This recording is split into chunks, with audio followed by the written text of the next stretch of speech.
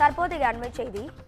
சென்னை பழவந்தாங்கலில் பெண் காவலரை பாலியல் வன்கொடுமைக்கு செய்ய முயன்ற விவகாரத்தில் சம்பந்தப்பட்ட அந்த நபரை பொதுமக்கள் தர்மடி கொடுத்து காவல்துறையினரிடம் ஒப்படைத்த காட்சிகளை நாம் பார்த்துக் கொண்டிருக்கிறோம். இது தொடர்பான கூடுதல் தகவல்களை தருவதற்காக நமது செய்தியாளர் சக்திவேல் இணைப்பில் இருக்கிறார். சக்திவேல், வணக்கம். உங்க விரிவான தகவல்களை சொல்லுங்க.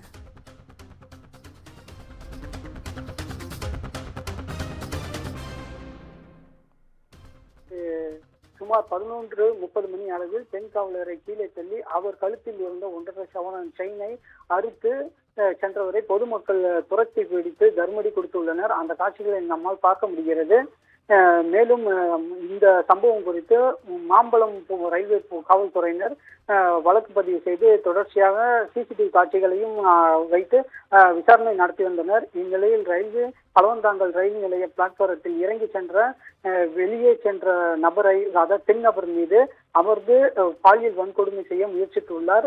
அந்த வழக்கில் அந்த நபரை, அதாவது அந்த குற்றவாளியான அந்த நபரை மீது பெண்கள் வன்கொடுமை தடுப்பு சட்டம், பாலியல் கொடுமை, முயற்சி, தாக்குதல், ஈடுபடுதல் உள்ளிட்ட பிரிவுகளின் கீழ் வழக்கு பதிவு செய்து அந்த நபரை கைது செய்துள்ளனர். தொடர்ச்சியாக அந்த நபர் மீது தற்போது விசாரணையானதும் தொடர்ச்சியாக நடைபெற்று வருகிறது. உங்க தகவல்களுக்கு நன்றி சக்திவேல்.